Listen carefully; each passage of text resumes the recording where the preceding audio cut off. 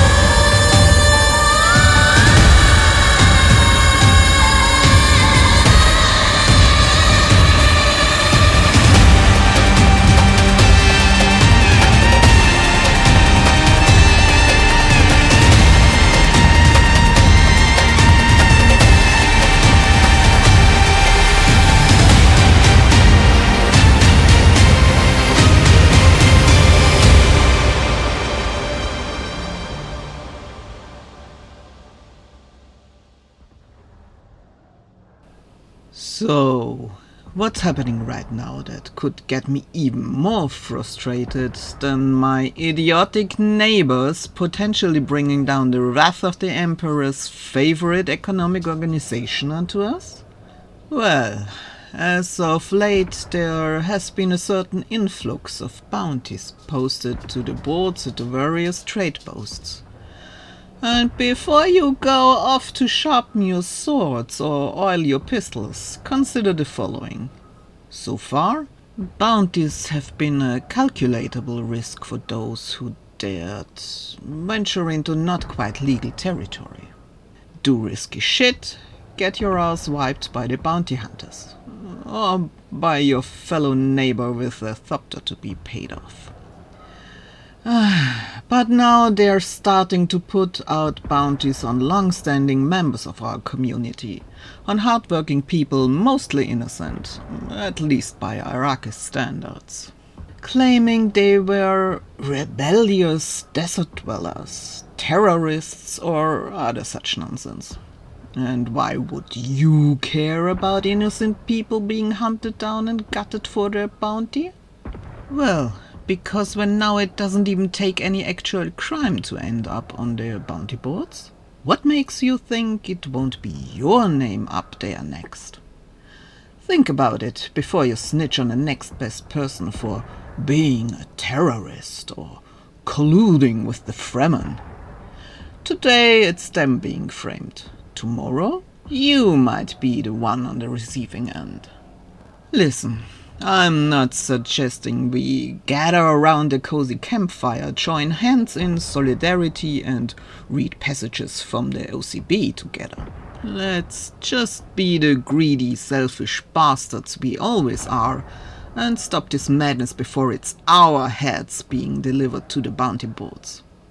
So, to get you into a more rebellious mood, here's this week's contribution by Hanovas, Haku Village's best and only place to be at. Enjoy Legend of the Dunes.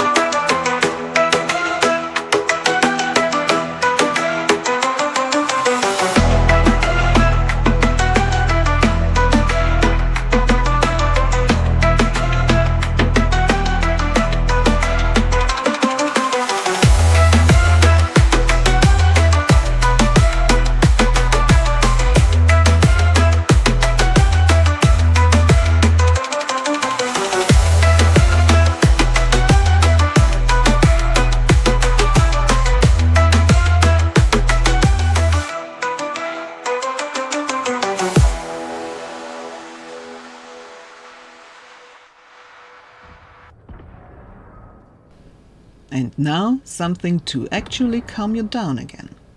Please enjoy this next installation of Sister Magdalena's reading of the mysterious Spice Codex. Hello, weary travellers. My name is Sister Magdalena of the Silver Order. We are a congregation of individuals here on Arrakis who seek a goal with a higher purpose than any one individual. A number of weeks ago, the Reverend Mother Yethelia found a strange book, a Spice Codex, while on a vision quest of sorts. Some think her a spice-addled mind, and others think that this Spice Codex is prophecy. I personally merely find it curious, and while we work to verify the authenticity of it, I wish to share with you a reading from this book so that you may make up your own mind. If anyone has information regarding the Spice Codex, please contact me through the little Coulon Chapel. In the meantime, I offer for your listening pleasure. Volume 1, Light, Chapter 3. But as ages turned, The stars above Arrakis shifted, and new winds brought whispers of change to the land. The rains grew sparse, the rivers slowed their song, forests thinned and lakes shrank beneath the fiercer sun. The first children mourned, for springs ran dry and meadows faded to golden grass. Some despaired, while others became wise in the ways of survival, treasuring every drop and seed, teaching their children the art of endurance. Yet the sanctum spoke in dreams, urging the people to remember the old songs and to trust the rhythm of change. In these troubled days, the wise reminded all, Shai-Hulud is with us, now as always, in every turning of the world. The people saw new signs, tremors in the earth, strange ripples beneath the sands, and the spiral shapes once drawn in water, now appearing in dust. Some whispered that the sleeper was stirring, preparing for great transformation as the world itself was changing shape. The first children gathered their stories and memories, carving the likeness of Shai-Hulud even deeper into stone, so that nothing would be forgotten. They built cisterns to catch the rare rain and learned to draw water from the depths, honouring Shai-Hulud in each act of patience and care. Rituals changed with the times. Water poured upon the ground was now an act of greatest sacrifice, a sacred gift to the sleeper and the sanctum. In secret, the wise spoke of prophecy, that when the world was ready, Shai-Hulud would awaken in a new form, born of sand and silence. So the children watched, hoped, and endured, carrying the memory of green Arrakis in their hearts and trusting in the sleeper's promise that life would find a way, even in a world of change.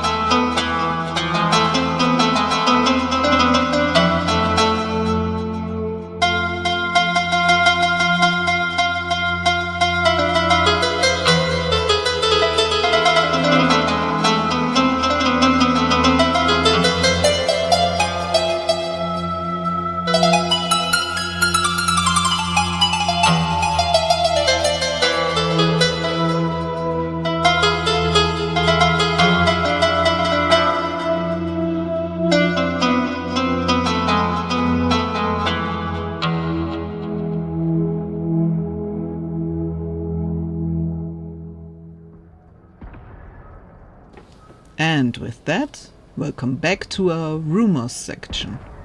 Let's start by actually resolving one of last week's rumors. Turns out the caravan that has been spotted transporting materials belonged to the Silver Order. Yesterday, their new cathedral at the Artham had its grand opening ceremony, with about half of Hager Basin attending, or at least that's how it felt. Congratulations to Sister Magdalena for bringing all those people together. May this only be the first of many such gatherings to follow. Those who attended may have also met IST CEO Relnor, the topic of our next rumor. Seems like our dashing young philanderer is planning some big event. At least he's been spotted inquiring about catering, musicians, and locations spacious enough to host quite the crowd for an evening. Could he be planning his own kind of festivities? Though why would he be looking into acquiring, and I quote, items and relics of interest and wonder? And if working at parties isn't exactly to your liking, there's also a job offering to be found at the annual trade post. looking for bouncers and guns for hire. Those who feel more comfortable in that field are to leave their frequencies at Tick Rosum's stand in order to be contacted. And last but not least, it seems the Atreides are working on a new outpost near Helios Gate. No official words have been issued regarding the purpose of this new building, so speculations are running wild right now. And with that, let's dedicate our last song for today to one of the contractors responsible for realizing this latest building project. This one's for you, San. May this song find you while enjoying a majestic view of the Hagar Basin from your thopter.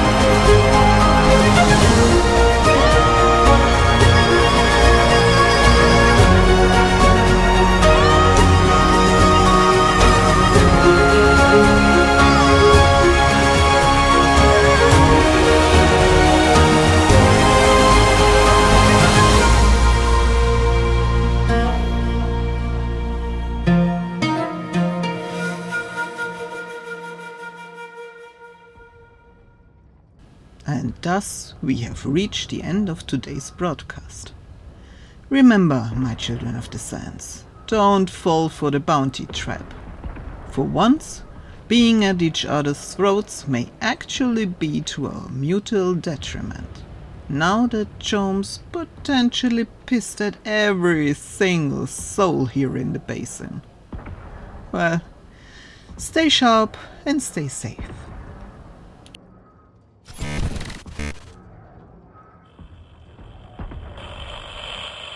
Harken and Mouse drink too deep, breaking the desert's harmony. Their crawlers to spice from the sands as if Arrakis were theirs to own. Cut loose the great birds that lift them. Let the Maker feast on their crawlers that scar the dunes. Let their harvest turn to ash, their greed to silence. Arrakis bleeds, so let them bleed instead. The desert takes all debts it is owed. Shai Hulud Yachnin. The worm remembers.